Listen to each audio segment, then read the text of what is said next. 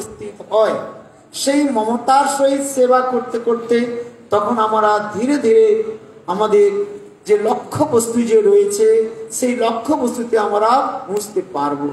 এই জন্য এই কথাগুলো জীবনে যে বৈষ্ণবের যে জীবনের চরিত্র কথা আমরা শ্রবণ করছি, তার মানে কি আমাদের হৃদয়ের মধ্যে যেন সেগুলো দাগ কাটে।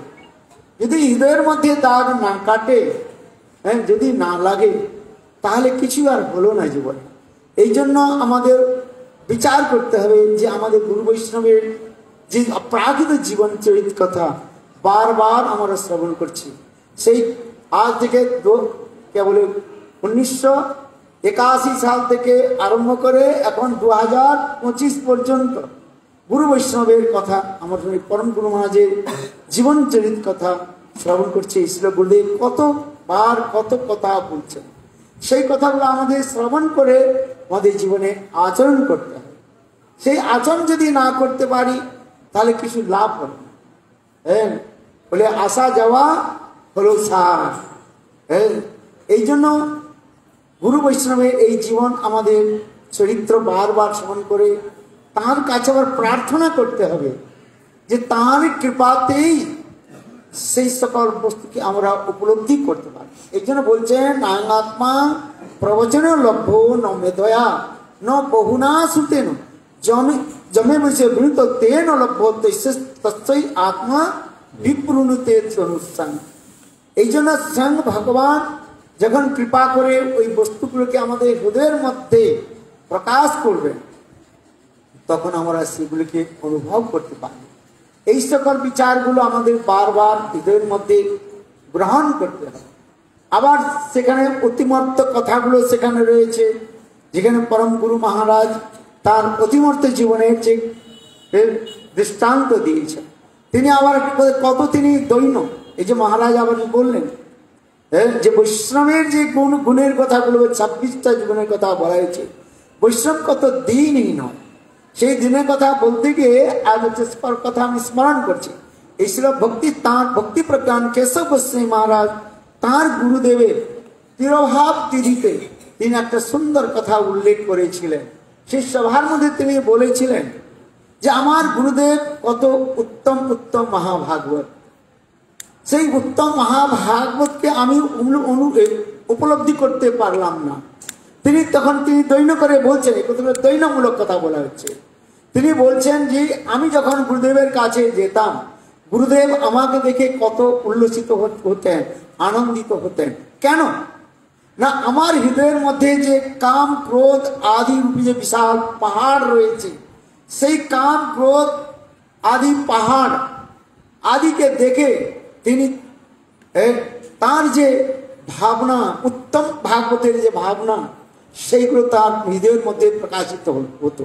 যেমন চৈতন্য চৈতামৃতের মধ্যে বলেছে, উত্তম ভাগবত যিনি হন স্থাবর জঙ্গম দেখে না দেখে তার মূর্তি, যাহা যাহা নেত্র পড়ে ইষ্ট দেবে স্ফূর্তি, বন দেখি ভ্রম এই বৃন্দাবন, যাহা নদী দেখে মানয়ে কালিন্দী, মহাপ্রেমী মহাপ্রেমে ভাসি যায় কাঁদে।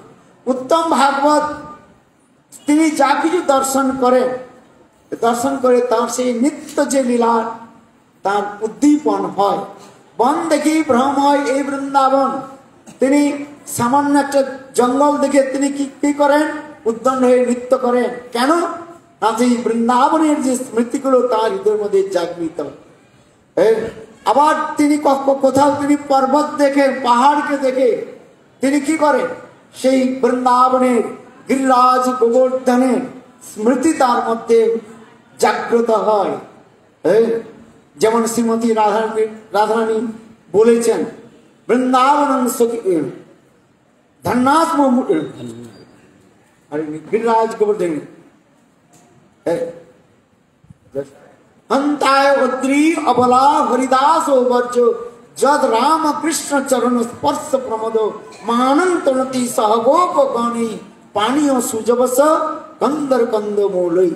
गिरिराज गोवर्धन তিনি তাই বলছেন, পরম গুরু মহারাজ বলছেন, আমার হৃদয়ের মধ্যে যে কাম ক্রোধ রূপী পর্বত, সেই কাম ক্রোধ রূপী পর্বতকে দেখে তিনি কি বলছেন না, তিনি গিরিরাজ গোবর্ধনের স্মৃতি সেখানে উল্লসিত হচ্ছেন। আমার মধ্যে কোনো কোনো যোগ্যতা নেই, তিনি এইভাবে বলে তিনি কান্নাকাটি করতেন। তিনি প্রভুপাদ এই শব্দ উচ্চারণ করতে পারতেন না। ছিল গুরুদেব বলতেন, যখন যখন নিত্যলাভ ভক্তি প্রজ্ঞান কেশব গোস্বামী মহারাজ আমার গুরুপাদ পদ্ম যখন ভক্তি সিদ্ধান্ত সরস্বতী প্রভুপাদে সমাধি স্তরে যখন তিনি উপস্থিত হতেন, তখন তিনি এত ভাবে তিনি বিভাবিত হয়ে যেতেন, প্রশব্দ তার উচ্চারণ হওয়ার সঙ্গে সঙ্গে তার হৃদয় দ্রবীভূত হয়ে যেত, চোখ থেকে জল পড়তে আরম্ভ করত, আর হৃদয় কম্পন হতো। তিনি আর একটি শব্দ তিনি বলতে পারতেন না।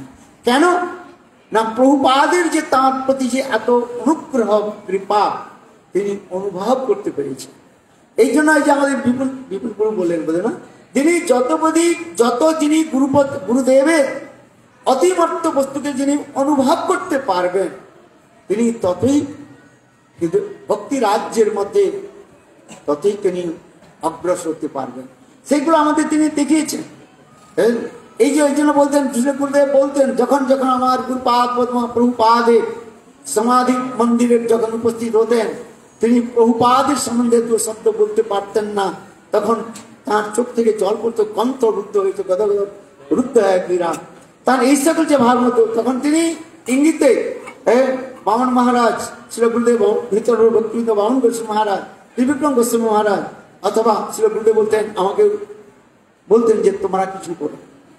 এইভাবে তার যে গুরুপাদগুলির প্রগাঢ় যে নিষ্ঠা আর প্রেম, এগুলো দেখানো হয়েছে।